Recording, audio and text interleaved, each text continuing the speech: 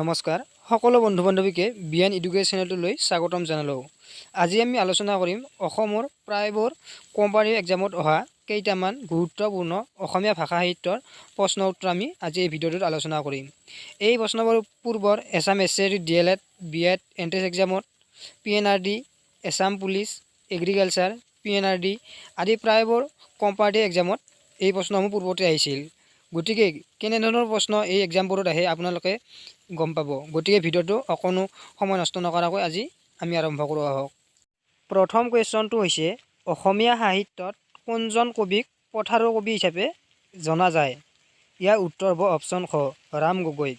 ৰাম গগৈক পথাৰৰ কবি হিচাপে জনা যায়। দ্বিতীয় কুৱেশ্যনটো হৈছে কেঁচা পাতৰ কপনি উপন্যাসখন কোনে লিখিছিল? ইয়াৰ উত্তৰ হ'ব অপশ্যন গ প্ৰফুল্ল দত্ত গোস্বামীয়ে কেঁচা পাতৰ কপনি নামৰ উপন্যাসখন লিখিছিল।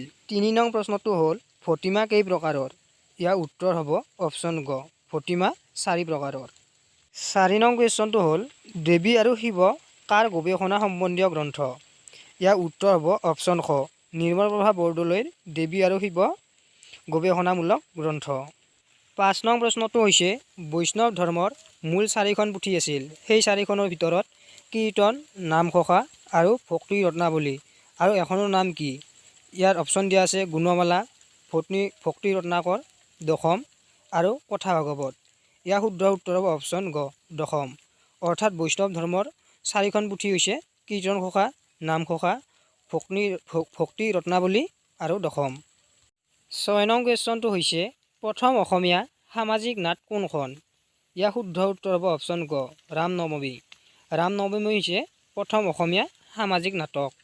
৮ নং প্ৰশ্নটো হৈছে প্ৰথম অসমীয়া ICS বিষয়া কোন বা ICS বিষয়া কোন আছিল? ইয়াৰ শুদ্ধ উত্তৰ হ'ব অপশ্যন ক আনন্দৰাম বৰুৱা হৈছে প্ৰথম ICS বিষয়া। ৯ নং কুৱেশ্যনটো হৈছে মোৰ যে কিমান হেঁপাহৰ নামৰ গীতৰ পুথিখনৰ বাবে কোনজন সাহিত্যিকে সাহিত্য অকাডেমী বঁটা লাভ কৰিছিল? ইয়াৰ শুদ্ধ উত্তৰ হ'ব অপশ্যন ডি কেশৱ মহন্ত।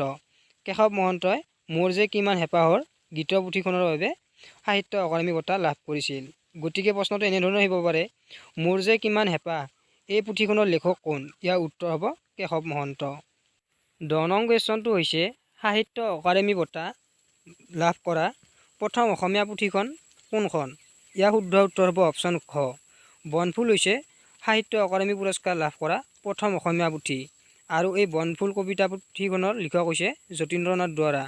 আৰু 1952 চনত বনফুল কবিতা পুথিয়ে সাহিত্য অকাডেমী লাভ কৰা প্ৰথম অসমীয়া পুথি।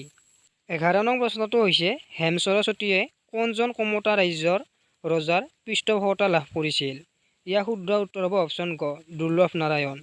অৰ্থাৎ হেম সৰস্বতীয়ে দুৰ্লভ নাৰায়ণৰ পৃষ্ঠপোষকতা লাভ কৰিছিল। ১২ নং প্ৰশ্ন অসম সাহিত্য সভাৰ প্ৰথম অধিৱেশন কোন ঠাইত আৰু কিমান চনত হৈছিল? ইয়াৰ উত্তৰ হ'ব অসম সাহিত্য সভা প্ৰথম শিৱসাগৰ জিলাত হৈছিল আৰু 1917 চনৰ ডিচেম্বৰ মাহত পোনপ্ৰথমবাৰৰ বাবে অসম সাহিত্য সভাৰ অধিৱেশন অনুষ্ঠিত হৈছিল। আৰু এই প্ৰথম অধিৱেশনত সভাপতিত্ব কৰিছিল পদ্মনাথ গোহাঁই বৰুৱা। ১৩ নং কুৱেশ্যনটো হৈছে অসমীয়া ভাষাৰ প্ৰথম সাহিত্যিক নিদৰ্শন কোনবোৰ গীতত পোৱা যায়? ইয়াৰ উত্তৰ হ'ব চৰ্যাপদ বা চৰ্যা গীতবোৰত অসমীয়া ভাষাৰ প্ৰথম সাহিত্যিক নিদৰ্শনবোৰ পোৱা যায়। ১৪ নং কুৱেশ্যনটো হৈছে অসমীয়া সাহিত্যত উপন্যাস সম্ৰাট বুলি কাক জনা যায়? ইয়াৰ উত্তৰ হ'ব ৰজনীকান্ত বৰদলৈক অসমীয়া সাহিত্যত উপন্যাস সম্ৰাট বুলি জনা যায়। আৰু ৰজনীকান্ত বৰদলৈৰ এখন উপন্যাস হৈছে মিৰি জীয়ৰী। ১৫ নং কুৱেশ্যনটো হ'ল মামণি ৰয়ছম গোস্বামীয়ে সাহিত্য অকাডেমী বঁটা লাভ কৰা গ্ৰন্থখনৰ নাম কি আছিল? ইয়াৰ উত্তৰ হ'ব মামৰে ধৰা তৰোৱাল। অৰ্থাৎ মামৰে ধৰা তৰোৱালৰ বাবে মামণি ৰয়ছম গোস্বামীয়ে সাহিত্য অকাডেমী বঁটা লাভ কৰিছিল। ১৬ নং কুৱেশ্যনটো হৈছে সাহিত্য অকাডেমী বঁটাপ্ৰাপ্ত হীৰেন ভট্টাচাৰ্যৰ প্ৰথম কবিতা পুথিখনৰ নাম কি আছিল? ইয়াৰ উত্তৰ হ'ব সুগন্ধি পখিলা। সুগন্ধি পখিলা কবিতা পুথিখনৰ লেখক হৈছে হীৰেন ভট্টাচাৰ্য আৰু হীৰেন ভট্টাচাৰ্যৰ এইখন আছিল প্ৰথম কবিতা পুথি। ১৭ নং প্ৰশ্নটো হ'ল শ্ৰীমন্ত শংকৰদেৱে বিৰচিত প্ৰধান পুথিখনৰ নাম কি? ইয়াৰ উত্তৰ হ'ব কীৰ্তন অৰ্থাৎ কীৰ্তন ঘোষা। কীৰ্তন ঘোষা হৈছে শংকৰদেৱৰ কীৰ্তিস্তম্ভ। আৰু লগতে শংকৰদেৱে কিমানখন নাট লিখিছিল? ইয়াৰ শুদ্ধ উত্তৰ হ'ব ছয়খন শংকৰদেৱে মুঠ নাট লিখিছিল। 18 নং প্ৰশ্নটো হৈছে প্ৰথম অসমীয়া কথা কবিতা ৰচক কোন?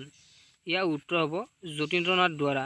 অৰ্থাৎ যতীন্দ্ৰনাথ দুৱৰা হৈছে প্ৰথম অসমীয়া কথা কবিতা ৰচক আৰু যতীন্দ্ৰনাথ দুৱৰাই 1952 চনত সাহিত্য অকাডেমী বঁটা লাভ কৰিছিল আৰু সাহিত্য অকাডেমী বঁটা লাভ কৰিছিল বনফুল কবিতা পুথিৰ বাবে। 19 নং প্ৰশ্নটো হৈছে প্ৰথম অসমীয়া গদ্য লেখক কোন? ইয়াৰ উত্তৰ হ'ব ভট্টদেৱ।